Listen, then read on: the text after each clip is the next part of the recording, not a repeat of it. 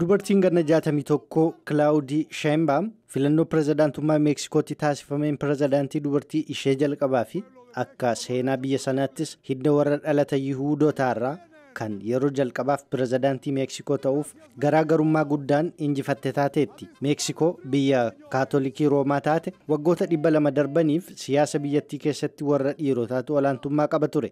Sheinbaum ogeettiin saayinsii haala qilleensaa fi kantiibaan bulchiinsa magaalaa Meeksikoo duraanii duula filannoo taasisaa turte keessatti imaammatoota pirezidaantii amma aangoorra jiru kan Andrés Manuel López akkatti fufsiistu waadaa galaa turte. Dubartii yeroo jalqabaaf seenaa filannoo Meeksikoo keessatti bu'aa filannoo 58 argatte. Erga bu'aan filannoo labsameen booda dubartoonni Meeksikoo sagalee iyyaan gammachuu isaanii ibsataniiru.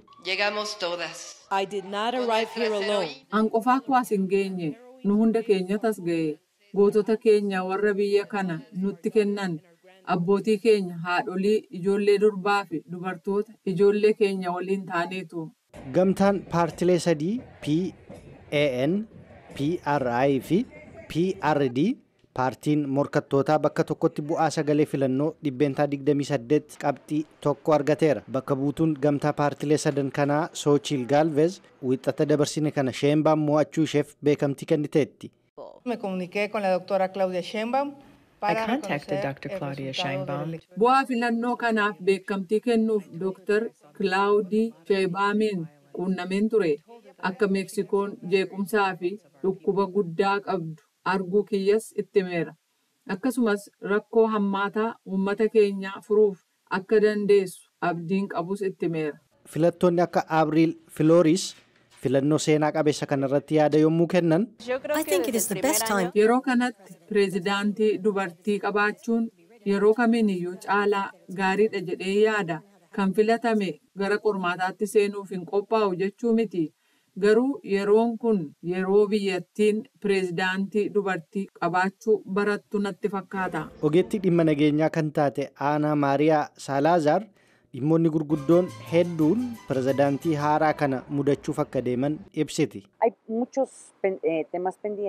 There are many pending issues. Dhimmoonni rarra'anii hafan kanneen akka daldala qoricha fentanyliiniif dhiibbaa inni Yuunaayitid Isteetsi irratti qabu dabalatee dhimmoota daldala tokko tokko hojiirra oolmaa Timeek bara 2026tti marii irra deebiin gaggeeffamu jiru waliin kan wal qabatanidha.